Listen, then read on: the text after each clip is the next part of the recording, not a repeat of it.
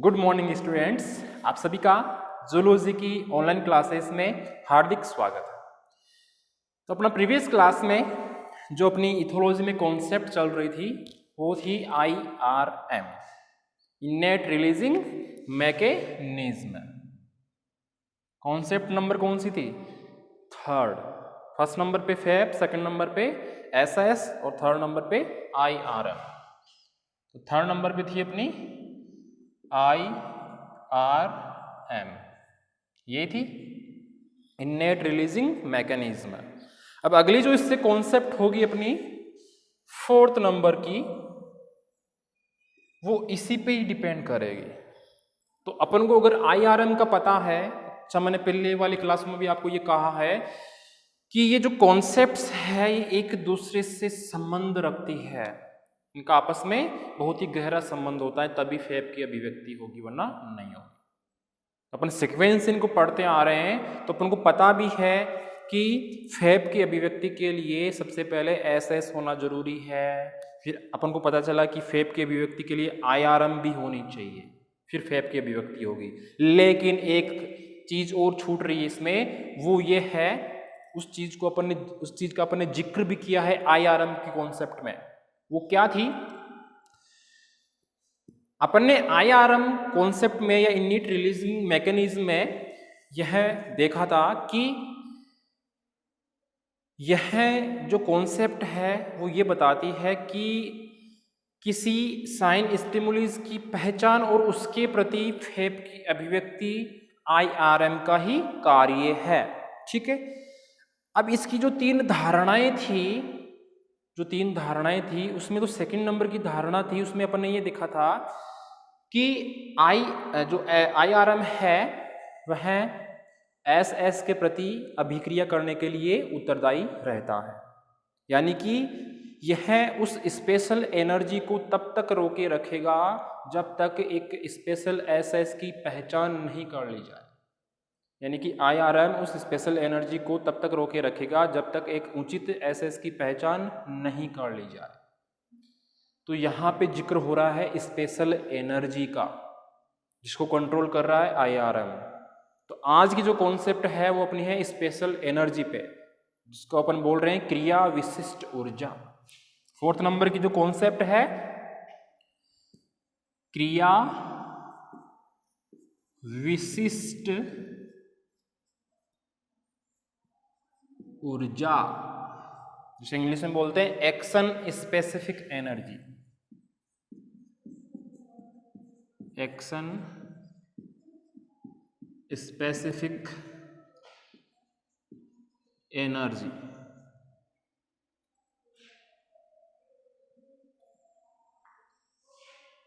Short में है ASE। Action से A, स्पेसिफिक से S और एनर्जी से E, क्रिया विशिष्ट ऊर्जा। क्लियर है? अब ध्यान से सुनना, ये एक्शन स्पेसिफिक एनर्जी है क्या? वैसे तो अपन को पता चल चुका है कि एक्शन स्पेसिफिक एनर्जी के बिना फैब की अभिव्यक्ति नहीं होगी। ठीक है। तो ये जो कॉन्सेप्ट है, जो अवधारणा है, इसके बारे में सर्वप्रथम लोरेंज ने बताया था। कौन से वैज्ञानिक ने?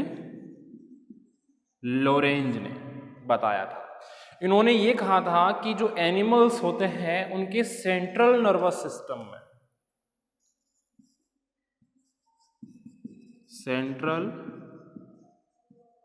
नर्वस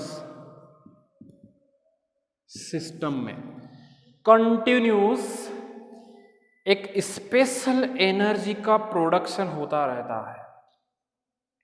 एक स्पेशल एनर्जी का प्रोडक्शन होता रहता है जिसे बोलते हैं ASE। यानी कि फैब की अभिव्यक्ति के लिए जिस एनर्जी की, जिस ऊर्जा की आवश्यकता होती है, उस ऊर्जा को ASE के नाम से या एक्शन स्पेसिफिक एनर्जी के नाम से जाना जाता है। और यह एनर्जी एनिमल्स के सेंट्रल नर्वस सिस्टम में कंटिन्यूस बनती रहती है। यहां तक क्लियर है? यानी कि फैब को कंप्लीट करने के लिए एनिमल्स के सेंट्रल नर्वस सिस्टम में लगातार ASE नामक एनर्जी का प्रोडक्शन होता रहता है। ठीक है। इस विशिष्ट एनर्जी पर एक अवरोध प्रणाली, ये जो एएससी बन रही है सेंट्रल नर्वस सिस्टम में, इस पर एक अवरोध प्रणाली जिसे अपन बोल सकते हैं इनहिबिटरी मैकेनिज्म,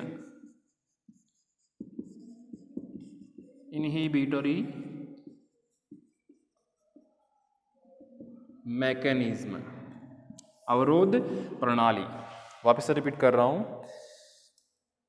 ये जो कंटिन्यूस एनर्जी बन रही है सेंट्रल नर्वस सिस्टम पर, इस पर एक अवरोध प्रणाली या इनहिबिटरी मैकेनिज्म द्वारा प्रतिबंध लगा, उसके उत्पादन पर प्रतिबंध लगा दिया जाता है जब तक एक विशिष्ट एसएस इस ऊर्जा का प्रसार नहीं कर देता एवं फेब की अभिव्यक्ति नहीं हो जाती। वापस से रिपीट कर रहा हूं, ध्यान से सुनना। अपन को ये पता चल चुका है कि सेंट्रल नर्वस सिस्टम में कंटिन्यूस एएससी का प्रोडक्शन हो रहा है। इस ऊर्जा के प्रोडक्शन पर एक अवरोध प्रणाली द्वारा प्रतिबंध लगा दिया जाता है। कब तक? जब तक एक स्पेशल एसएस इस ऊर्जा का प्रसार नहीं कर देता, यानी कि उस एसएस की, सूटेबल एसएस की पहचान नहीं कर ली जाती, वही आके इसको प्रसारित करेगा और फेब की अभिव्यक्ति के लिए जिम्मेदार होगा। क्लियर है? तो अपन को पता चल चुका है कि एएससी नामक एक एनर्जी होती है जिसका production continuous central nervous system में होता रहता है। ठीक है, और ये एनर्जी ही फेब के लिए जिम्मेदार होगी। कब? जब एक उसके लिए सूटेबल या विशिष्ट एसएस आएगा और इस एनर्जी का प्रसार कर देगा, तो तुरंत ही फेब की अभिव्यक्ति हो जाएगी। क्लियर है? अब इसको अपन एक चार्ट के रूप में दर्शाएं तो और अधिक क्लियर समझ में आएगा। लास्ट कॉन्सेप्ट में भी अपन ने चार्ट बनाया था एक, इसमें भी बनाएंगे।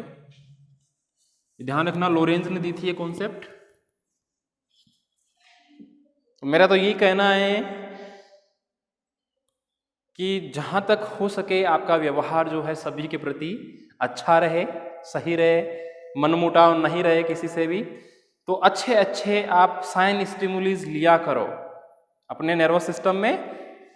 जो कैप्चर स्थान है अपना, यहाँ पे अच्छे अच्छे साइन स्टिमुलीज या एसएस लिया करो और अच्छे अच्छे फेब के प्रदर्शन किया करो। फेब क्या है? अपना व्यवहार। ठीक है, तो अपन कैसे प्रदर्शित कर सकते हैं इसको एक चार्ट के रूप में। सबसे पहले अपने कौन से कॉन्सेप्ट्स के बारे में बात की थी? सबसे पहले आई थी अपनी फेब, फिक्स्ड एक्शन पैटर्न, जिसे अपन बोल रहे थे फेब, यही था। फिर आई अपनी साइन स्टिमुलस, जिसे अपन बोल रहे थे एसएस, यही था। फिर थी अपनी आईआरएम, इनेट रिलीजिंग मैकेनिज्म, जिसे अपन बोल रहे थे आईआरएम। क्लियर है?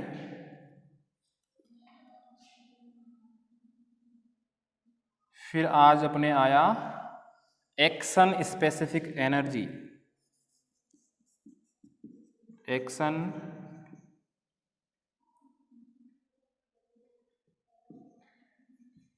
स्पेसिफिक एनर्जी, जिसे अपन बोल रहे हैं एएसई। जैसे ही एएसई का प्रसार करेगा तो क्या शो होगा? अपन ने उल्टा कर दिया है इसको, बहुत ही उल्टा कर दिया है, ऐसा नहीं होगा, ये बिल्कुल ही उल्टा कर दिया है अपन ने, ये ऐसा नहीं होगा। वापस से देखना,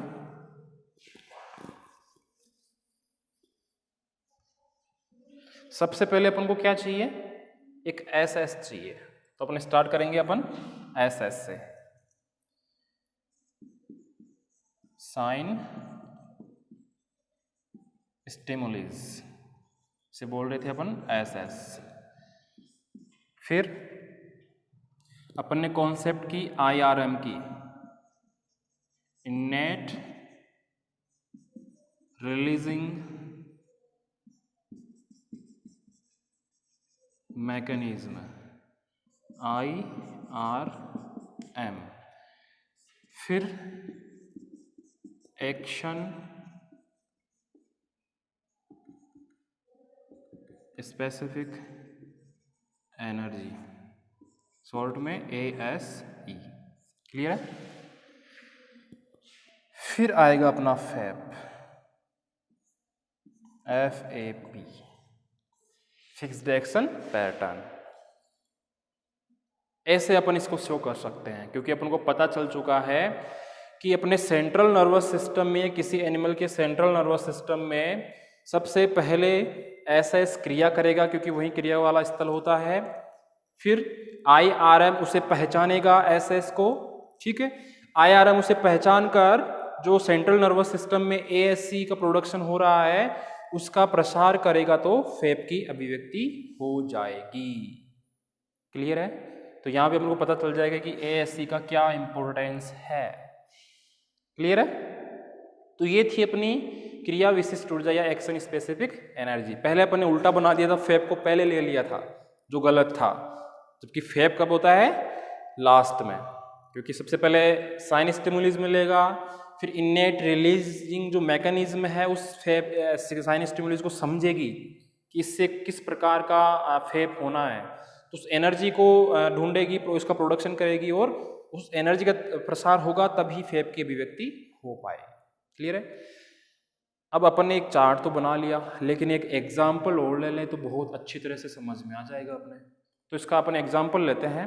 लोरेंज ने भी एक इसका एग्जाम्पल दिया है, आपके सिलेबस में है, या आपने देख लिया होगा, बना लिया होगा। लोरेंज ने सन 1950 में, लोरेंज ने सन 1950 में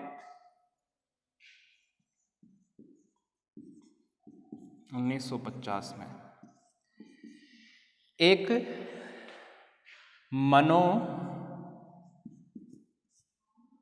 मनोदर्व चालित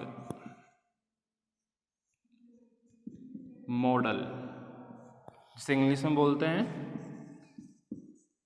psycho hydraulic model,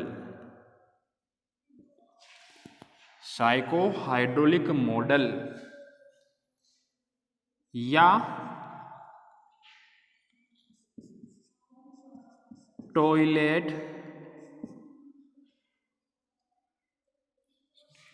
flush toilet model. ध्यान सुनना, लोरेंज ने एक्शन स्पेसिफिक एनर्जी को समझाने के लिए एक मॉडल दिया था सन 1950 में, मनोदर्वचालित मॉडल, इंग्लिश में साइको हाइड्रोलिक मॉडल या फ्लश टॉयलेट मॉडल। टॉयलेट का नाम याद आते ही फ्लश का आ रहा है, फ्लश टॉयलेट, तो अपन टॉयलेट में फ्लश वाला होता है ना मॉडल, सेम उसी का उन्होंने एग्जाम्पल लिया है। डायग्राम बना रहा हूं मैं आपके सामने, तो देखना। अब कैसे उन्होंने इसका एग्जाम्पल लिया है, क्यों लिया है, वो अपन अभी समझ जाएंगे बहुत ही अच्छी तरह से।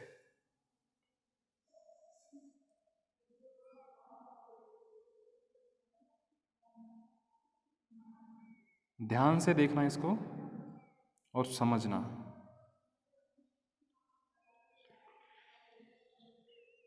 ये उसका रिसीवर है फ्लश मॉडल का, जिससे अपने बाथरूम में लगा हुआ होता है, जिसमें पानी स्टोर रहता है अपना, जिस पे फ्लश लगा होता है, इसको दबाकर अपन उससे पानी रिलीज करवाते हैं, वो ये रिसीवर है।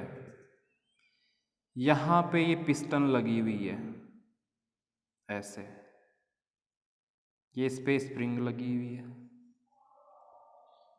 ठीक है। ये पिस्टन है, ये इस पे स्प्रिंग लगी हुई है, और ये सारा का सारा जो सिस्टम है एक पुली के माध्यम से एक वेट से लटका हुआ है। जो है एक SS 1 kg मान लेते हैं अपन इसको, ठीक है। अब ध्यान देना, ये नोट कर लिया होगा आपने। इसमें टेप वाटर आ रहा है, मान लेते हैं नल का पानी आ रहा है, ठीक है।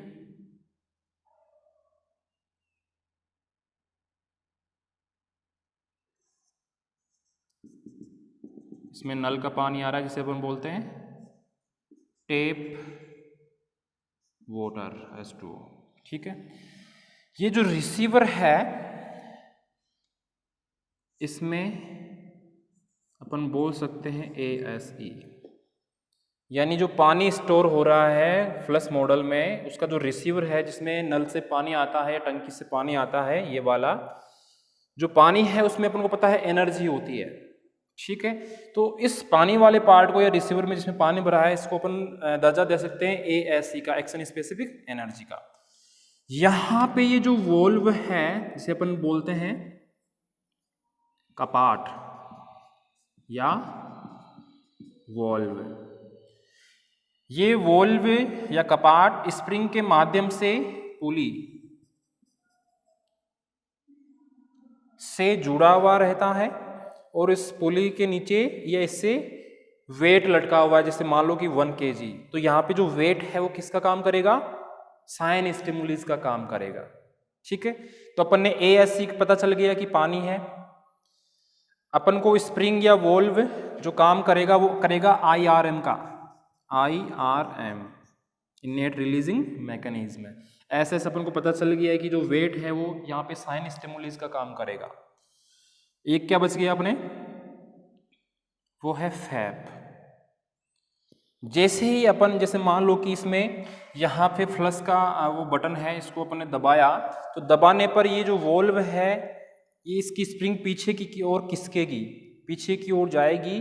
तो यहाँ से ये वोल्व पीछे की ओर खिसकेगा, तो ये जो पानी भरा है जिसे अपन बोल रहे हैं ASE एक्शन स्पेसिफिक एनर्जी, ये इस वोल्व के पास से निकल कर यहाँ पे जहाँ पे इसकी जरूरत है वहाँ पे चला जाएगा। तो क्या प्रदर्शित होगा? फैप। क्या प्रदर्शित होगा? फैप।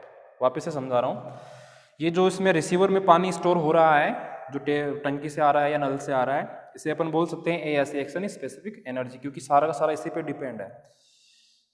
और ये जो वॉल्व और जो स्प्रिंग लगी हुई है ये IRM का वर्क करेगी, नेट रिलीजिंग मैकेनिज्म। इसके आगे जो पुली लगी है और जो वेट लगा है 1 किलो का, ये साइन स्टिमुलस का वर्क करेंगे। तो अपन जैसे ही ये फ्लश वाला बटन दबाएंगे तो यहाँ ये जो स्प्रिंग लगी है इस पर खिंचाव होगा, तो ये वॉल्व पीछे की ओर खिसकेगा, तो ये IRM अपना मतलब कार्य स्टार्ट करेगी। IRM अपना प्रभाव दिखाएगी। उसका काम क्या है? वेट को पहचानना, यानी कि वेट अपन यहाँ पे तो मैंने वेट लगा के दिखाया है। और दूसरा एग्जांपल अपन ले सकते हैं कि हाथ से इसको पुश करे, तो पुश करना या उस पर प्रेशर डालना एक प्रकार का क्या है, या वेट लटकाना एक प्रकार का क्या है? Sign stimulus. यानी कि यहाँ पे जैसे ही मैंने इसको दबाया या इसके वेट लटकाया 1 किलो का, तो मैंने इसको साइन स्टिमुलस दिया। अभी वो मॉडल बनाया था ना, मैंने चार्ट बनाया था, तो सबसे पहले SS लिखा था अपन ने। तो जैसे ही मैंने मान लो कि इसको दबाया या वेट लटकाया तो मैंने उसको साइन स्टिमुलस दिया। साइन स्टिमुलस को कौन समझेगा? IRM समझेगा कि मेरे को आगे क्या करना है।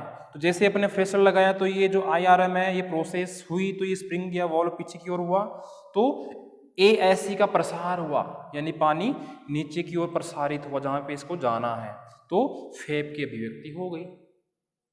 जैसे ही वॉल्व पीछे हटा, IRM कंप्लीट हुई, तो इसने IRM ने ASE को रिलीज किया। ASE रिलीज होगी मतलब पानी बाहर निकला इस वॉल्व से, तो फैप की अभिव्यक्ति हो गई। फैप क्या हो रहा है यहाँ पे कि यहाँ रिसीवर से पानी निकलकर टॉयलेट में चला जाएगा। यही काम था अपना। इसको अपन एक अन्य एग्जाम्पल से भी समझ सकते हैं। बहुत ही अच्छा एग्जाम्पल है, ध्यान से समझना। ये तो समझ में आ गया होगा आपको, और भी डायग्राम में समझ लेना, बुक में समझ लेना, अगर नहीं समझ में आए तो डाउट क्लास में पूछ लेना। इसको समझने के लिए एक और एग्जाम्पल लेता हूं मैं। मान लेते हैं कि किसी एनिमल को अपन भूखा रखते हैं काफ़ी टाइम के लिए, तो उसमें अपनी बात ले लो, अपन सुबह से खाना नहीं खाए, शाम तक भी खाना नहीं मिला, तो अपने अंदर खाने के लिए या अपनी भूख मिटाने के लिए कंटिन्यू एनर्जी का प्रोडक्शन होता रहेगा। वो एनर्जी क्या है? ASE।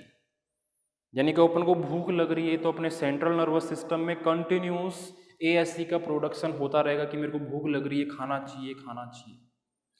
जैसे ही अपने को खाना मिला, अच्छा सुबह से शाम तक खाना नहीं मिला, अपन को जो प्रोडक्शन हो रहा है एनर्जी का वो ओनली हो रहा है खाने के लिए या भूख मिटाने के लिए। बाकी काम अपन को बोले कि आप वहाँ जाके आओ, वो सामान लेके आओ, तो अपन नहीं करेंगे। अपन डायरेक्टली बोलेंगे कि मैं नहीं करूँगा, मेरे को भूख लग रही है। तो उस टाइम अदर काम में कोई अपना रुचि ही नहीं रहेगी, क्योंकि अपनी जो सेंट्रल नर्वस सिस्टम में जो एनर्जी का प्रोडक्शन हो रहा है वो ओनली किसके लिए हो रहा है? भूख मिटाने के लिए, भूख मिटाने की एक्शन स्पेसिफिक एनर्जी के लिए। तो उस टाइम अपन को मान लो कि खाना मिल जाए, शाम को खाना मिल जाए, तो अपनी जो ASE है खाने की भूख मिटाने के लिए वो उसका प्रसार हो जाएगा। क्यों? क्योंकि अपन को खाने के रूप में SS मिल गया है, साइन स्टिमुलस मिल गया है, तो तुरंत ही IRM उस ASE का प्रसार कर देगी और अपनी भूख मिटा देगी, यानी फेब की अभिव्यक्ति हो गई। अपन ने भर पेट के अब खाना खा लिया है, अगर कुछ देर बाद अपन को बहुत ही स्वादिष्ट भोजन और दे कि ये रसगुल्ले, गुलाब जामुन और खा लो, पूरा पेट भरा हुआ है और खाना दे रहे हैं अपन को, तो अपन उस खाने के प्रति रुचि बहुत ही कम दिखाएंगे, क्योंकि उस टाइम अपनी जो ASE है भूख के प्रति वो पूरी तरह से समाप्त हो चुकी है पहले से ही। तो अपन तत्परता बिल्कुल भी नहीं दिखाएंगे, चाहे खाना कोई सा भी हो। क्लियरली समझ में आया? तो ये था भूख मिटाने वाला एग्जाम्पल। अपने तो क्या है, खाने के बाद कितने ठूस ठूस से खिला दो गुलाब जामुन, काजू किशमिश, खा जाएंगे, लेकिन वो रुचि कम हो जाती है उस टाइम। जबरदस्ती तो खाओ, कितना ही खाओ, उससे कोई मतलब नहीं है। तो अपन इसमें ये नतीजा भी निकाल सकते हैं कि अगर ये जो एक्शन स्पेसिफिक एनर्जी है इसकी मात्रा या परसेंटेज बहुत ज़्यादा हो, यानी कि यहाँ पे ये मान लो कि रिसीवर पूरा भरा हुआ है पानी से, तो इसके लिए बहुत ही कम SS की आवश्यकता होगी, हल्का सा इशारा लगेगा इसको पुश करने के लिए, और ये एक्शन स्पेसिफिक एनर्जी IRM या फेब के थ्रू अभिव्यक्त हो जाएगी। मान लो कि इसमें पानी इतना ही होता तो अपन को जोर लगा के पुश करना पड़ता, तब जाके ये इसमें थोड़ा सा पानी निकल के टॉयलेट में जाता। तो मेरे कहने का मतलब है कि एक्शन स्पेसिफिक एनर्जी की मात्रा जितनी अधिक होगी उसके लिए उतना ही कम SS चाहिए। अगर ASE की मात्रा कम होगी तो उसके लिए अधिक मात्रा में या अधिक पावरफुल SS चाहिए। वही बात आ गई, इस रिसीवर में पानी ज़्यादा है तो हल्का सा प्रेशर लगाया और फेब की अभिव्यक्ति हो गई या पानी टॉयलेट में चला गया। लेकिन इसी में थोड़ा सा पानी हो तो अपन उसे बार बार पुश करेंगे, जोर लगा लगा के पुश करेंगे, तब जाके फेब की अभिव्यक्ति होगी। क्लियर है? तो ये था लोरेंज का साइको हाइड्रोलिक मॉडल या फ्लश टॉयलेट मॉडल, जो SS, IRM, ASE और फेब के मध्य संबंध स्थापित करता है बहुत ही अच्छे तरीके से। आपको ये चीज़ समझ में आ गई होगी पूरी तरह से, क्योंकि अपन ने इसमें दो एग्जाम्पल लिए हैं, एक तो लोरेंज का तो फ्लश टॉयलेट मॉडल और एक एनिमल की भूख वाला या आपकी भूख वाला। ठीक है, इस मॉडल की हेल्प से अपन चारों की चारों जो कॉन्सेप्ट है उनको आसानी से समझा सकते हैं, कोई दिक्कत नहीं आएगी। अगर फिर भी आपको कोई दिक्कत आए तो आपके जो भूख लगने वाला एग्जाम्पल है उसको समझ लेना, रिपीट कर लेना और आपको क्लियरली समझ में आ जाएगा। ठीक है, धन्यवाद।